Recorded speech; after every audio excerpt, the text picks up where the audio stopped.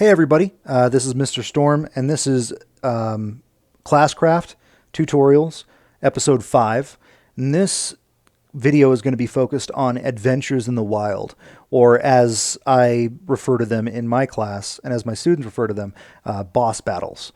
So the way this works in my classroom is at the end of every class period, about 10 minutes before we take off, before the bell rings, we do a quick 10-question boss battle. And these questions are pertaining to SAGE prep in math, English, and science. And so, and it's a random jumble. You might have a boss battle that is, I might build a boss battle that's more math heavy or more English heavy or whatever.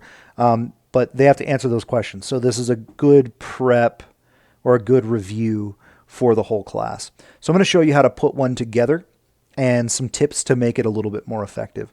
So we're going to choose Adventures in the Wild. And there's a video here that shows you kind of how to play a boss battle, but it's pretty easy to figure out. And you're watching this video, so you don't need their video. You got my video. These are a bunch of boss battles that I've created already. Boss battles on basic computing, some vocabulary for some of my classes.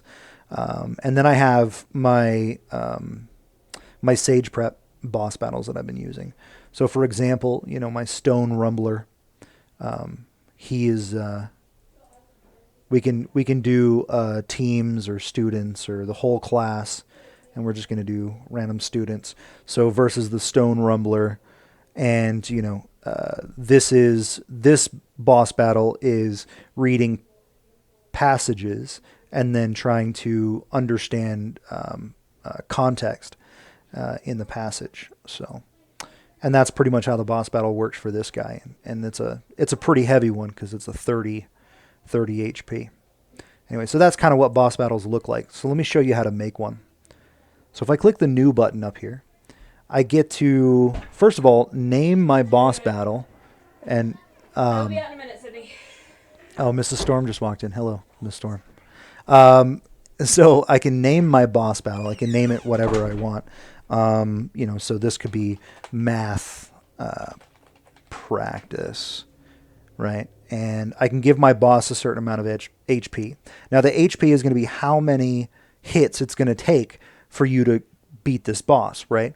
So the math works like this. If, let's say it's a 10-question quiz, right? It's a 10-question boss battle, and each question is worth 10 HP. Well, if I set my boss's HP to be 100, then that means that the students have to get every single question right in order to defeat the boss, which is not what we want. We want to give them some wiggle room. So I'm going to set my boss's HP to say 60, right? And then we can pick one of these avatars to represent the boss, right? And Classcraft is set up so that it actually makes a pretty nice progression from this scared guy down here, this little cute monster, to a little grumpy guy, to something a little bit more dangerous, to way dangerous, to get away from me, to what are you, to nope, not even close, to, and they get harder and harder and harder, or more menacing looking, I guess, with the artwork. So my idea is just to start with this guy and then progressively move up as the quizzes get harder throughout the term, right? So let's pick this guy, Draken. He'll be the boss for this example. And now here's where I create questions. I can add new questions here. I can use existing questions that I already have. It tells me how many questions I already have built for this particular boss battle and how much HP the boss has and how much HP our questions are worth. I'm going to add a new question. And the question could be something like, explain, how to measure the volume of a cube. I don't know why I can't type today. So, I can just tell them, explain how to measure the volume of a cube. And they've got to describe to me that process, which would be like a short answer, whatever. And I'd type in the answer here, Google it or whatever. And then I can do short answer, or I can do multiple choice. I can have as many multiple choice possibilities here, and then they would have to pick the one that they think is correct. So ask Mr. Long. So that's the answer for the question. And then I would click OK, and it would put it in there. Now, it's going to set my HP for me, but I don't want it to be 6. I want it to be 10. Because remember, our boss's HP is 60. If every one of our questions is worth 10 HP, and we have 10 questions, then we have 100 HP worth of questions, which means we have to get 6 out of 10 to be able to pass the boss battle. So instead of making all of these, I'm just going to go ahead and use existing math questions that I already have. So let's do that guy, and this guy, and that guy, and that guy, and we'll do that one. So it's 1, 2, 3, 4, 5, and 6 with the one I've built already. Let's go here and there and there. So that's 7, 8, 9, and we'll go with 10. So now I have, and I'll just go change these so that they're all worth 10.